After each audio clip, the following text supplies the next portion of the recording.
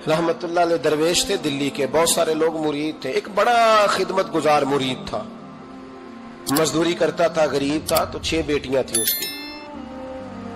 حضرت صاحب کے پاس روز آ کے کہتا حضور بچیوں کے لیے دعا کرے، اللہ کوئی اسباب پیدا کر دے، ایک بچی کی شادی کا خرچہ 1000 دینار ہے اور میں غریب ہوں۔ حضرت صاحب دعا کر دیتے۔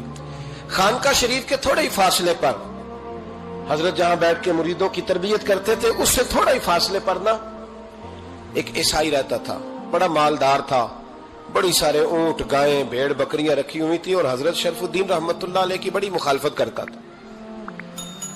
اور یہ جو آپ کا غریب مرید تھا، یہ اس کا پڑوسی تھا، ایک دن بلا کے نا ان کو کہنے لگا کہ تو کدھر جا کے جو ہے وہ ٹکرے مار رہا ہے، وہاں سے کچھ نہیں ملنے والا، وہ تجھے کیا دیں گے جن کی خانقاہ خود چندے پہ چلتی ہے، مدرسہ چندے پہ چلتا ہے، مسجد چندے پہ چلتی ہے، تیری بیٹی کا معاملہ کہاں حل ہوگا؟ تو اس درویش نے کہا کہ تو میرے پیر کو نہیں جانتا، تو مجھے میرا محبوب نہیں ڈٹھا، تو پتہ نہیں نا، تو اس رستے کا مسافر نہیں، تو نہیں جانتا، ان کا بس چلے نا تو وہ ہر قیمت میں میری بیٹیوں کی شادی کرا دیں۔ اب وہ عیسائی تھا، کہنے لگا اچھا چلو ٹھیک ہے، اگر اتنی بات ہے نا تو جاؤ ان سے جا کے کہہ دو کہ 6 سال کے لیے میرے ساتھ معاہدہ کر لیں، تو میرے جانوروں کو چارہ ڈال دیا کرے، 6 سال ڈیوٹی کرے، میں 6000 دینار دے دیتا ہوں۔ وہ میرے ساتھ 6 سال میرے جانوروں کو چارہ ڈالے، رکھتے ہیں نا آپ چارہ ڈالنے کے لیے ایڈوانس پیسے دے کے، اب تو لوگ انہیں بھی غلام ہی بنا لیتے ہیں، بڑی تھوڑی تنخواہ دیتے ہیں، ظلم کرتے ہیں، پورا معاوضہ نہیں دیتے۔ حضرت شیخ شرف الدین کے بارے میں وہ کہنے لگا جب اپنے پیر سے جا کے کہہ کہ میرے جانوروں کو 6 سال چارہ ڈالے، میں 6000 دے دیتا ہوں، تو جو کہتا ہے ہر قیمت پہ جانے کو تیار ہے۔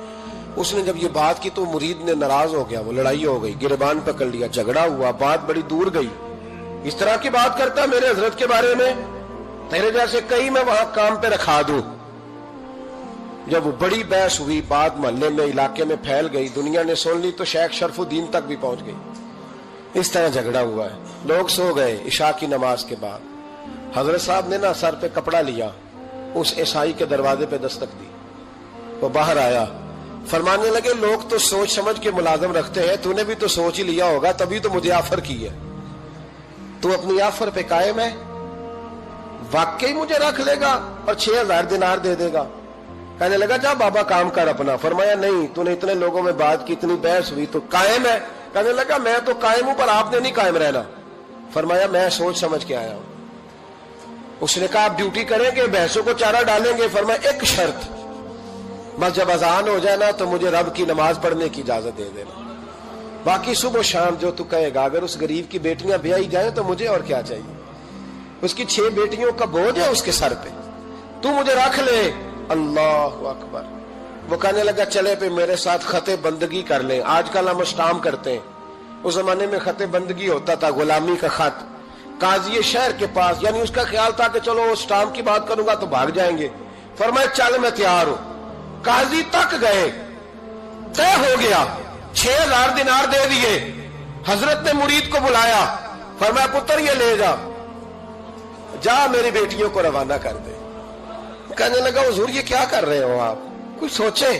فرمایا یار جب تجھے بیٹا بنا لیا تو پھر میری پوتیاں تو لگتی ہیں نا، میرا حق تو بنتا ہے نا، جا کے ڈیوٹی کر، ان کو بیاہ دے۔ بات پھیل گئی، بادشاہ بھی عقیدت مند تھا، وہ 12000 دینار لے کے پہنچا۔ کیا بتاؤں ان رب کے بندوں کا دل کیسا ہوتا ہے، کیا درد ہوتا ہے، کیا رنگ۔ 12000 دینار لے کے بادشاہ آیا اور آ کے حضرت کو پیش کیے کہ حضور آپ دیں اس عیسائی کو ڈبل دیں اور جائیں کام کریں۔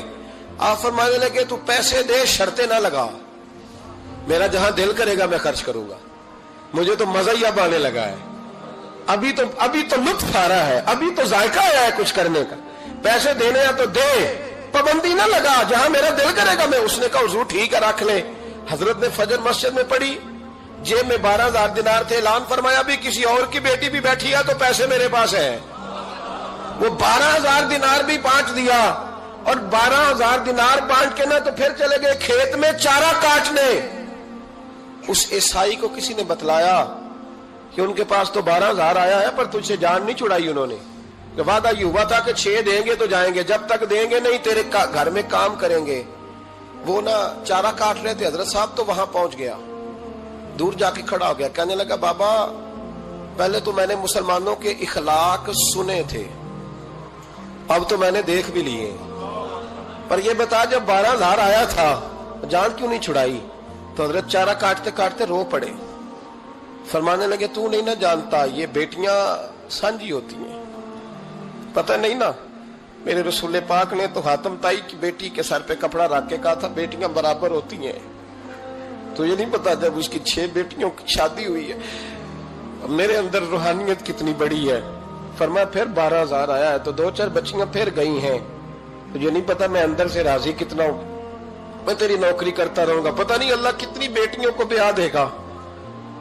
اتنا رویا وہ عیسائی کے پیروں میں بیٹھ گیا، کہنے لگا بابا میں نے تیری مخالفت کی ہے پر تیرے قریب آ کے پتہ چلا ہے کہ تو بہت اونچے اخلاق کا مالک ہے، اور اگر تیرا یہ مقام ہے تو تجھے اخلاق سکھانے والے محمد عربی کی شان کتنی ہوگی۔ ظالم کی بولیے جاتے نہیں لوگ جھوٹے گواہ بن کے، وکیل صاحب کو نہیں پتا ہوتا کہ یہ بندہ مجرم ہے جو میرے پاس آیا، کیا مجرموں کے وکیل نہیں ہوتے؟ بولے تو اس کو پتا نہیں ہوتا وکیل صاحب کو کہ یہ صاحب مجرم ہے، میرے پاس مقدمہ لے کے آئے، اور اگر بے ادبی نہ ہو جائے تو میرا خیال ہے قاضی عدالت کو بھی پتا ہوتا ہے کہ مجرم کون ہے اور مظلوم۔ میرے نبی پاک صلی اللہ علیہ وسلم نے اس قدر زیادہ سختی فرمائی اس مسئلے میں، فرمایا جس کو پتا تھا کہ فلاں آدمی ظالم ہے، ظلم کر رہا، پھر وہ ظالم کا گواہ بنا یا اس نے ظالم کی مدد کی، کتنی کی؟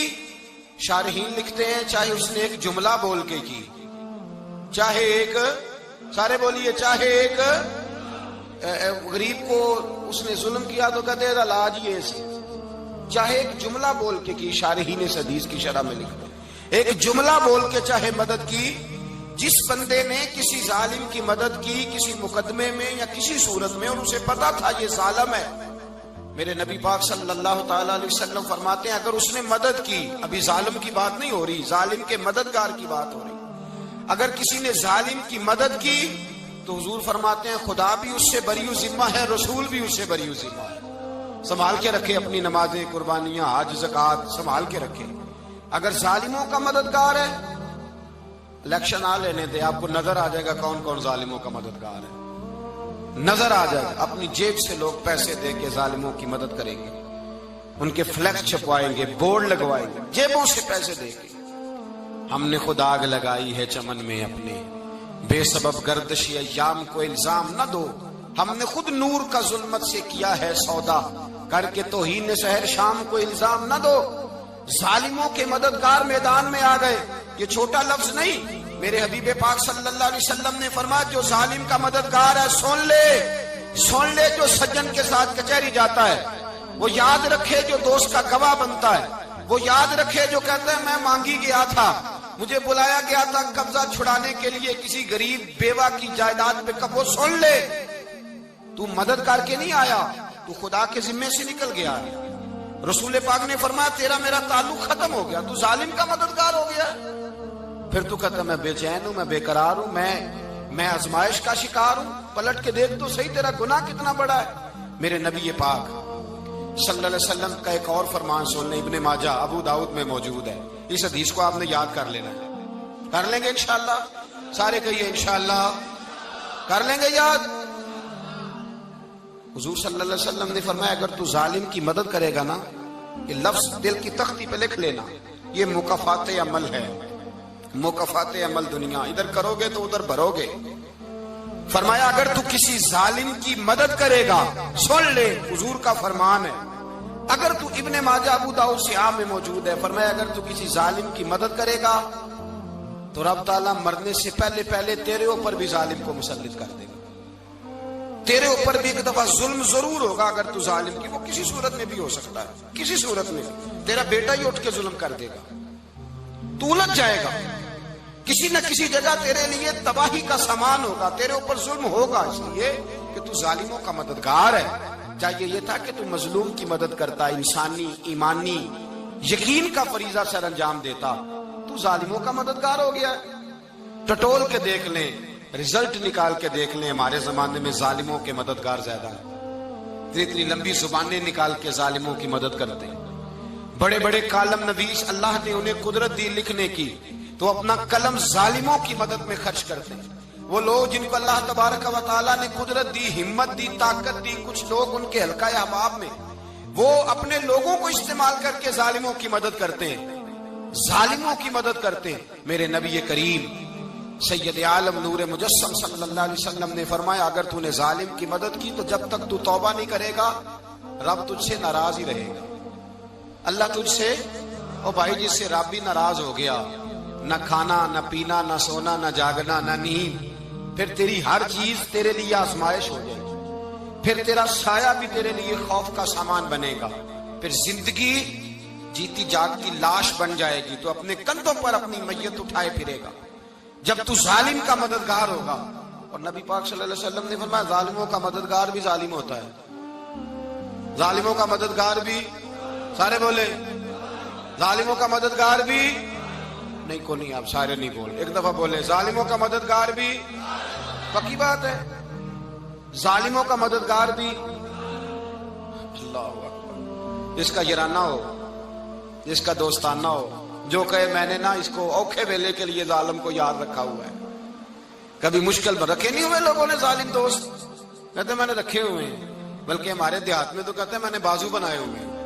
کس کو بازو بنا لیا؟ ظالم بھی کبھی بازو ہوتا ہے، جو ظلم کی تلوار لیے میدان میں کھڑا ہے۔ قارون، حامان، فرعون، نمرود کا حال نہیں لوگوں نے دیکھا؟